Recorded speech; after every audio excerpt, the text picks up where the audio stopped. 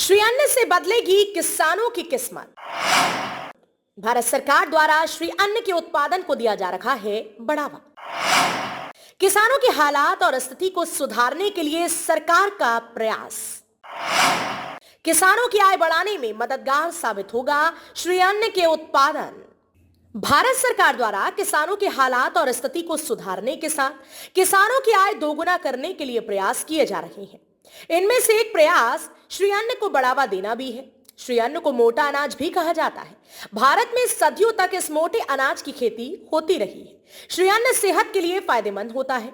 अगर पोषण की बात करें तो मिलेट्स में विभिन्न प्रकार के पोषक तत्व जैसे विटामिन, फाइबर, प्रोटीन काफी मात्रा में पाए जाते हैं।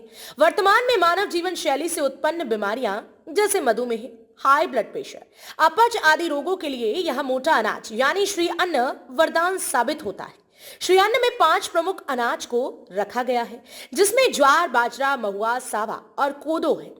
सदियों तक इन अनाजों का उपयोग किसान द्वारा किया जाता रहा है, लेकिन हरित क्रांति के दौरान इस पारंपरिक अनाज का उत्पादन घटने लगा और गेहूं, चावल, दलहन के उत्पादन को बढ़ावा दिया गया, जिससे एक ही प्रजाति के अनाज की अधिकता के कारण अनाज के मूल्य में बड़ा प्रभाव पड़ा और किसानों की उपज का मूल्य समर्थन मूल्य पर निर्भर रह गया। अतः किसानों की आय बढ़ाने के लिए भारत सरकार द्वारा श्री अन्न के उत्पादन को बढ़ावा दिया जा रहा है। साथ ही इसके लिए बाजार भी तैयार किए जा रहे हैं।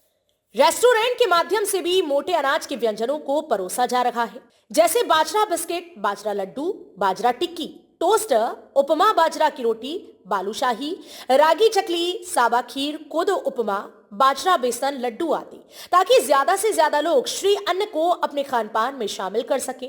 श्री अन्न के विभिन्न व्यंजनों के स्वाद के साथ साथ लोगों की सेहत भी ठीक रहे।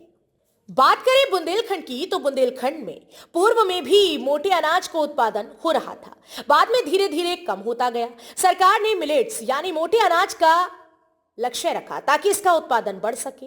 आज जिस परंपरागत अनाज से लोग कट गए थे, सरकार ने फिर से किसानों को मोटे अनाज के उत्पादन को बढ़ाने के लिए प्रेरित किया। कृषि विभाग के कर्मचारी भी किसानों से मिलकर उनको मिलेट्स की फसल के बारे में जानकारी दे रहे हैं एवं रैली और जागरूकता कार्यक्रम के माध्यम से भी मिलेट्स के बारे में बता रही हैं।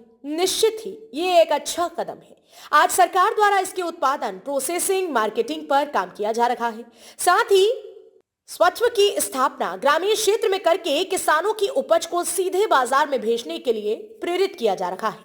इस बारे में प्रगतिशील किसान प्रेम सिंह से बात की गई तो उन्होंने अपने विचार व्यक्त करते हुए कहा कि सरकार को श्री अन्न व दूसरे अनाजों के उत्पादन में संतुलन रखना चाहिए। एक तरफ उत्पादन बढ़ने से भी मूल्य गिर सकता है और साथ ही श्री अन्न को मिड डे मील से जोड़ना चाहिए, तो भारत का जो भविष्य है उसका स्वास्थ्य अच्छा होगा ही और किसानों की उपज की खपत भी बेहतर तरीके से हो जाएगी। प्रगतिशील किसान प्रेम सिंह ने आगे बताया कि पारंपरिक खेती से खेती का खर्च भी कम आता है और लागत में कमी आने से किसान की इनकम बढ़ती है। मतलब सरकार जो है किसानों की आय को बढ़ाने के लिए मोटे अनाज पे विशेष ध्यान दे रही है कि मोटे अनाज से किसान की आय दुगनी हो जाएगी।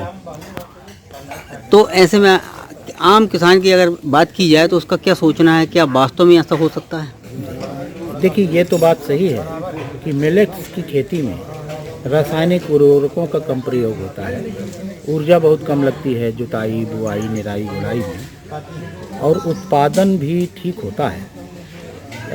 आय में कितना सहूलियत देगी ये मैं नहीं बता सकता हूँ, लेकिन उसका लागत तो घटेगी और डीएपी यूरिया की मात्रा घटेगी। पर्यावरणीय दृष्टि से बहुत अनुकूल है ये, क्योंकि ये उतना ज़्यादा बर्बाद नहीं करती है नेचर को। दूसरा, हेल्थ की दृष्टि से बहुत अच्छा है। मिनरल बहुत ज़्यादा होता है मोटे अनाजों में, 11-12% मिनरल है, तो कम खाने पर भी ज़्यादा पौष्टिकता मिल जाती है। इस दृष्टि से भी मिनरल बहुत अच्छे हैं। पहले मिनरल होते थे, लेकिन ग्रीन रेवोल्यूशन के बाद मिनरल्स की खेती को, डीएपी यूरिया वाली खेती को और केमिकल फार्मिंग को बढ़ावा देने से सरकार ने ही बढ़ावा दिया और उनको रिप्लेस हो गए वो। 1970 के पहले तो हमारे इलाके में 10-5% लोग ही गेहूं खाते थे, उसके अलावा तो गेहूं खाते नहीं थी। साल भर जौ, चना और ये मिलेट्स ही खाते थे। अब दोबारा सरकार क्या कर रही है कि मिलेट्स को बढ़ावा दे रही है, तो संतुलन को ध्यान देना पड़ेगा कि किसी एरिया में कितना इलाका है। जैसे बांदा जिले का मैं बताऊं आपको कि और मिलेट्स कई प्रकार का होता है, वो खरीफ में भी होता है, रबी में भी होता है। कोई 60-65 दिन में हो जाता है, कोई 100 दिन में होता है, कोई 120 दिन में होता है। किसी के लिए कोई सॉइल क्वालिटी चाहिए, किसी के लिए कोई सॉइल क्वालिटी चाहिए। अब जैसे केन नदी के किनारे से लेकर नरैनी और कालिंजर तक का इलाका है, ये सामा, कोदो, काकुन के लिए उपयुक्त है। हमारा जो इलाका है ज्वार बाजरे के लिए उपयुक्त है। इसलिए एक साथ मिलेट्स को सब जगह मिलेट्स ही लगाया जाए तो फिर वही इम्बैलेंस पैदा होगा और उसको कोई खरीदेगा नहीं।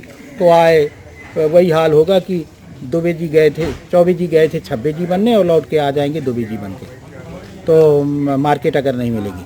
सरकार को दूसरे एंड पर भी ध्यान देना चाहिए, उसको पीडीएस में है, मिड डे मील में है, और ऐसी इंडस्ट्रीज़ को जो मिलेट्स बेस्ड प्रोसेसिंग करते हैं इन सबको भी बढ़ावा देना चाहिए, ताकि किसान बोएं तो उसको खरीदने वाला भी कोई हो, तब जाके ये सपना पूरा होगा। नहीं तो अभी तक जैसे होता रहा है, सरकार ने जिस चीज़ का बढ़ावा दिया बाद में दूसरी चीज़ को बढ़ावा देना पड़ता है, वही एक विसंगति हो जाती है कि माने उसको कोई खरीदने वाला नहीं रह जाता है। तो संतुलन को विशेष ध्यान रखकर ये काम करना चाहिए। मतलब इसका मतलब किसानों को सही रिजल्ट, सही मूल्य तभी मिल पाएगा जब इसका उत्पादन के साथ साथ हम इसके मार्केटिंग पे और इसके संतुलन पे ध्यान दें। बिल्कुल, संतुलन और मार्केटिंग पर भी सरकार को नज़र बनानी चाहिए। सरकार को जनरलाइज नहीं करना चाहिए। सर, सरकार मोटे अनाज को लेकर, सीरियन को लेकर बहुत प्रयास कर रही है कि किसानों की आय दुगनी हो सके, बढ़ सके। अगर हम बांदा जिले की बात करते हैं तो मोटे अनाज में कौन सी फसल के लिए यहाँ अच्छी मिट्टी है ताकि किसानों की फसल अच्छी हो सके, पैदावार बढ़ सके, और साथ में क्या उपाय किए जा रहे हैं कि किसानों की आय बढ़ सके, उपज उनकी बढ़ सके? देखिए, परंपरागत रूप से जनपद बांदा में श्री अन्न में अगर कोई फसल सबसे महत्वपूर्ण है तो वो है ज्वार। उसके बाद दूसरे नंबर पर बाजरा की फसल है। वैसे तो आज से करीब 3-4 दशक पहले जनपद बांदा में सभी प्रकार के श्री अन्न होते थे, जैसे कि ज्वार, बाजरा, सामा, कोदो, काकुन, रागी, मड़ुआ। लेकिन इधर 3-4 दशकों में जब से गेहूं का रकबा बढ़ा, धान का रकबा बढ़ा, तो ये जो हमारी माइनर मिलेट्स हैं इनका रकबा कम हुआ। लेकिन ज्वार और बाजरा पे असर नहीं पड़ा और ज्वार और बाजरा बदस्तूर जो है जनपद में उत्पादित होती रही। तो आज के समय में करीब 20 से 25 हज़ार हेक्टेयर भूमि में ज्वार की खेती होती है और लगभग 3,000 हेक्टेयर में बाजरा की खेती होती है। सर, किसानों को कैसे जागरूक कर रहे हैं कि ये अपनी उपज को, मोटे अनाज को बढ़ावा जिससे उनको मिल सके? देखिए, जो जनपद की आबो हवा है, मिट्टी है, एग्रोक्लाइमेटिक कंडीशन है, वो पूरी तरीके से श्री अन्न के लिए उपयुक्त है। श्री अन्न की फसलों को कम पानी की आवश्यकता होती है, सूखा प्रतिरोधी क्षमता होती है उनमें, और वो कम समय में तैयार होती हैं। तो ये सारी जो आबो हवा है ये बुंदेलखंड की माटी में से जुड़ी हुई हैं। तो इसलिए, और लोग यहाँ परंपरागत रूप से करते आए हैं खेती, तो इसलिए इनको अंगीकार करने में किसानों को कोई दिक्कत नहीं होनी चाहिए। देखा जाए तो कहीं ना कहीं यह योजना किसानों की आय बढ़ाने के लिए अच्छी है और गुणवत्ता व खूबियों को देखते हुए इस मोटे अनाज से किसानों की आय निश्चित रूप से बढ़ेगी। शर्त यह है कि सरकार की इस योजना पर अधिकारी ईमानदारी से काम करें। बांदा से दिलीप जैन की रिपोर्ट।